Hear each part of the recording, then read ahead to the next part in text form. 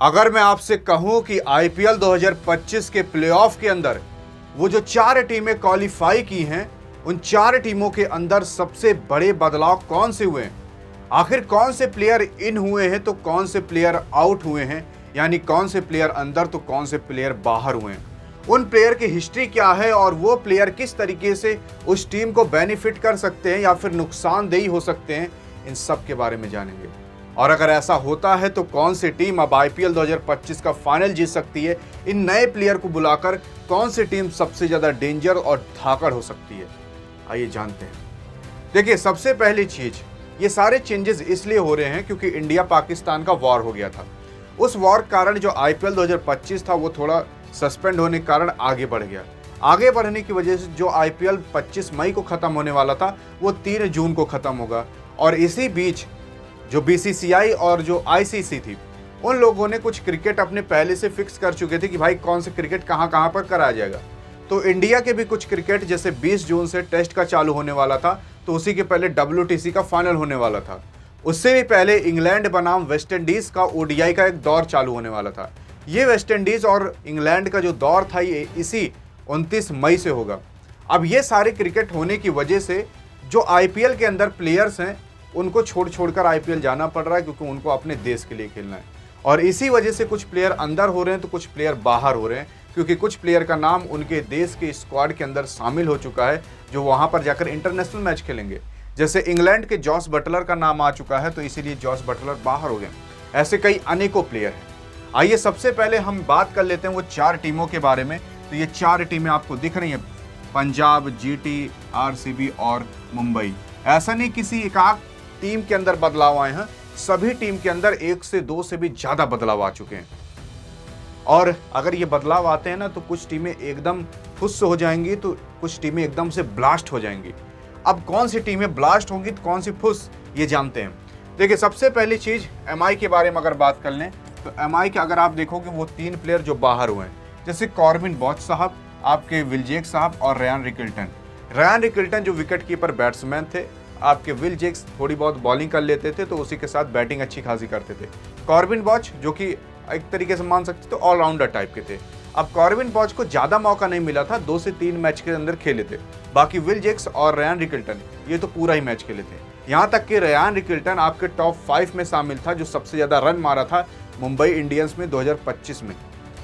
लेकिन अगर ये बाहर हो गया ना तो मैं आपको बता दूं काफी दिक्कत होने वाली है। अब दिक्कत इसलिए होने वाली है क्योंकि यहाँ पर विकेट कीपिंग करने के लिए और स्ट्राइक पर उतरने के लिए कोई बचा ही नहीं। लेकिन हाँ, अब जो आ रहे हैं ना तो ये शैतान थे, तो ये भाई दरिंदे हैं। ऐसे दरिंदे हैं जिनका कि भाई फील्ड पर ही नहीं बाहर भी काफी माहौल होता है। लोग डर के मारा इन सब के सामने कांपने लगते हैं। अब जो इसमें आ रहे हैं वो देखो क्या है। सबसे पहले जॉनी बेस्टो। जॉनी बेस्टो जो कि इंग्लैंड का खिलाड़ी है, इसके बारे में कोई इंटरव्यू देने की ज़रूरत नहीं है, नाम सुनते ही आप जान गए होगे जॉनी बेस्टो कौन है। अगर आप लॉकडाउन के किड नहीं होगे, लॉकडाउन से पहले के इंसान होगे, तो आप जॉनी बेस्टो के बारे में जानते ही होगे कैसा लेवल का खिलाड़ी है। हाँ, ये बात अलग है कि इसकी थोड़ी एज ज़्यादा हो गई इसलिए अनसोल्ड रह गया था, लेकिन इसको एक बार वापस से लाया जा चुका है। उसके बाद है रिचर्ड ग्लेसन जो कि अच्छा खासा गेंदबाज है, फास्टर गेंदबाज। और इधर आ जाते हैं आपके असलंगा साहब। अब देखो इन तीनों के अंदर खासियत क्या है, एक बैट्समैन तो एक गेंदबाज तो एक आप मान सकते हो कि ऑलराउंडर टाइप का। अब यहाँ पर जो हसलंगा साहब हैं, ये भाई श्रीलंका के ओडीआई का कैप्टन है। और मुंबई इंडियंस आपकी टीम नहीं बल्कि कैप्टनसी का एक झुंड है। जैसे सूर्य कुमार यादव इंडिया के T20 कप्तान, रोहित शर्मा पूरे इंडिया का कप्तान रह चुका है, हार्दिक पांड्या भी एक आध बार कैप्टनसी कर चुका है, तो मिचेल सेंटरन न्यूजीलैंड का कप्तान रह चुका है। वहीं पर अब एक और कैप्टन आ रहा है श्रीलंका का, हसलंगा साहब। यानी कि आधी से ज्यादा टीम भाई कैप्टनसी से भरी पड़ी है। और इसीलिए कहा जा रहा है कि अब मुंबई इंडियंस काफी ज्यादा खतरनाक होने वाली है, काफी ज्यादा। अब यहां पर अगर देख लिया जाए कि ये तो मुंबई इंडियंस के अंदर बदलाव हुए हैं, और ऐसी कौन सी टीम है जो बदलाव की गई है। सबसे पहली अब आती है भाई आपकी गुजरात टाइटंस। ये दूसरी टीम हो गई गुजरात टाइटंस। इसके अंदर आपकी जॉस बटलर साहब बाहर हो गए क्योंकि इंग्लैंड का दौर आने वाला है वेस्ट इंडीज के खिलाफ इसी 29 मई से। 29 मई से मैच होगा तो उसमें जॉस बटलर साहब की उपस्थिति वहां पर जरूरी है। तो उनकी जगह भाई अब आ रहे हैं कुशन मेंडिस साहब, और कागिसो रबाडा भी बाहर हो गए हैं क्योंकि इनको भी जाना पड़ेगा अपने देश के लिए, तो उनकी जगह आ रहे हैं दासुन सनाका साहब। अब दासुन सनाका साहब 2023 के अंदर आपके जीटी की तरफ से खेले थे, फिलहाल 2 से 3 मैच खेले थे, उसके बाद नहीं खेले। अब ये वापस से आ चुके हैं, इनकी एंट्री हो चुके हैं। वहीं कुशल मेंडिस जो कि श्रीलंका के खिलाड़ी हैं, और ये बंदा भी श्रीलंका का ही खिलाड़ी है। आप देख रहे हो कि कुछ ऐसे टीमें हैं जो कि श्रीलंका की ही भर्ती ले रही हैं, जैसे जीटी। अब यहाँ पर दोनों प्लेयर श्रीलंका के ही हैं, जिसकी वजह से श्रीलंका की भरमार ज़्यादा हो जा रही है आपकी जीटी के अंदर। तो ये 2 सबसे बड़े बदलाव आपके जीटी के थे। इसके बाद आरसीबी के बदलाव क्या हैं? फिलहाल इतनी बुरी तरीके से आपकी आरसीबी पंजाब किंग्स को हराई कि भाई अगर ये अपना चेहरा भी देख रहे होंगे आईने में ना, तो शर्म आ रही होगी कि इतनी बुरी तरीके से हम कैसे हार सकते हैं। 101 रन का टारगेट था, 10 ओवर के अंदर आपकी आरसीबी जीत ली। 14 ओवर के अंदर इनको पूरा समाप्त कर चुकी थी पंजाब किंग्स को ऑल आउट करके। लेकिन अब आखिर क्या आरसीबी के अंदर बदलाव आए? आरसीबी के अंदर मेजर 2 बदलाव हैं।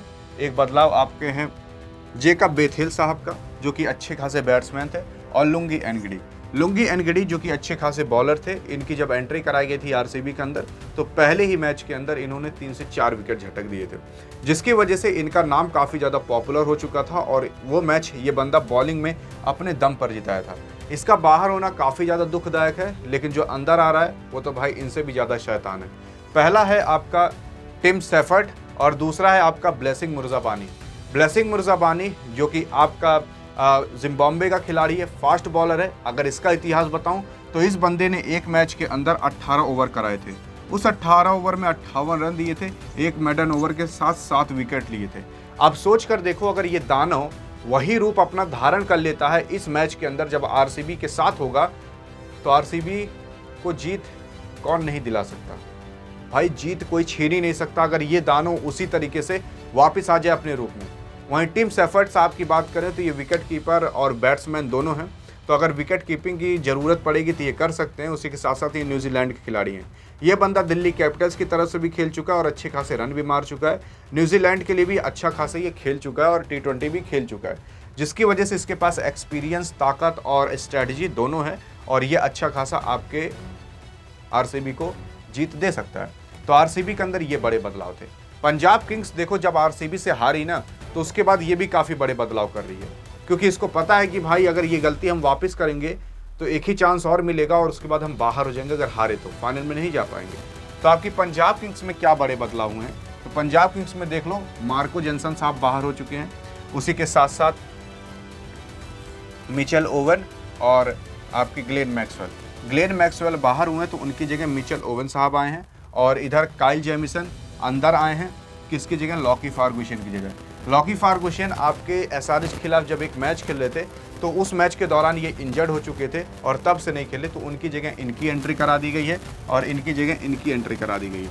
लेकिन सवाल ये उठ रहा है कि अगर इनको बाहर किया गया तो इनकी जगह किसकी एंट्री कराई गई है? फिलहाल अभी ये कुछ बताया नहीं गया कि इनकी जगह किसकी एंट्री कराई जाएगी। खैर, वो जो इम्पैक्ट प्लेयर होते हैं और जो कुछ प्लेयर होते हैं, उन्हीं सब में से उठा कर क्या पता किसी को टीम में रख लिया जाए, किसी को अलग से ना बुलाया जाए, जिसकी वजह से इसी वजह से क्या पता आपकी पंजाब किंग्स ना बताई हो।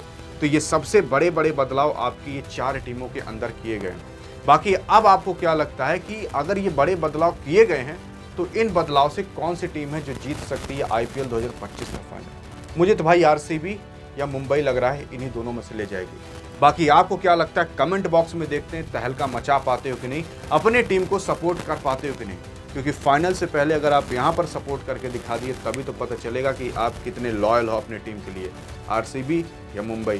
देखते हैं कौन जीतता है। बाकी अधिक जानकारी चाहिए तो बगल में क्लिक करके देख सकते हो। मिलेंगे इस वीडियो में, तब तक के लिए जय हिंद और जय भारत।